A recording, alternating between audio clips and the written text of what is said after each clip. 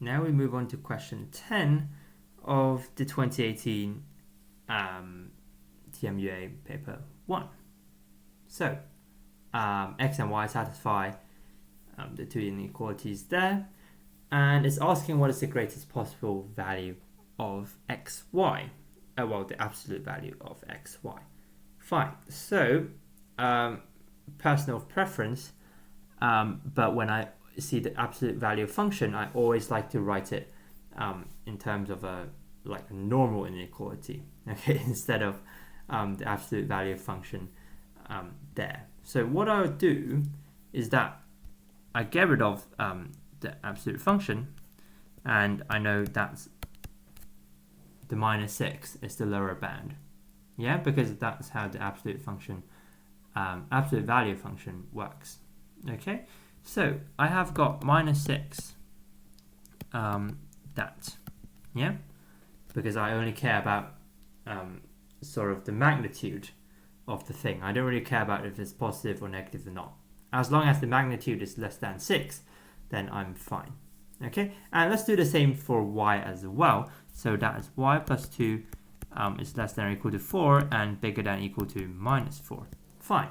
So let's solve for x and y first. Okay, so let's do -8 is less than -x, which is 4. Yeah, so I subtracted 2 from all of the sides, and I have to swap my positive and negatives.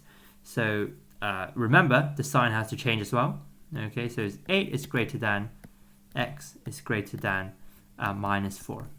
Okay, so make sure you swap the signs around as well. And let's do the same for y, shall we? So y is easier, so I could just subtract 2 everywhere, so which gives me that. Fine. So I need the greatest possible value of mod xy, and you should remember that mod xy is basically mod x mod y, and that's a property of the absolute value function. So I want x and y to be as big as possible, obviously. Okay, so what is the biggest possible x?